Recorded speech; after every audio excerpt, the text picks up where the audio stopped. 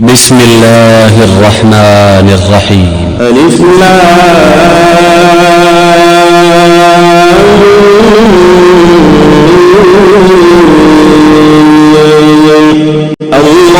لا إله إلا هو الحي القيوم نزل عليك الكتاب بالحق مصدقا لما بين يديه وأنزل التوراة والإنجيل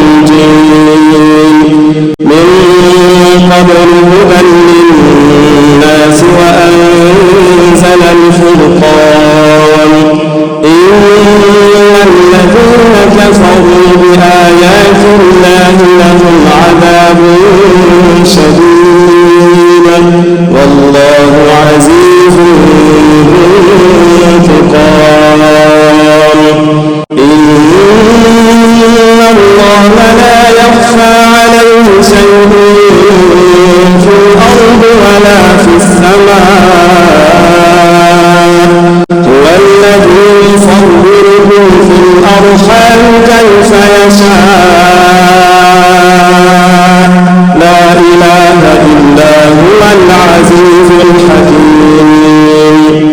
هو الذي أنزل عليك الكتاب منه آيات محكمات هن الكتاب وأخر متشابهات فأما الذين في قلوبهم زيغ فيتبعون ما تشابه منه ابتغاء الفتنة وابتغاء تأويله وما يعلم تأويله إلا الله والراسخين في العلم يقولون آمنا به كل من عند ربنا وما يذكر إلا أولو الألباب.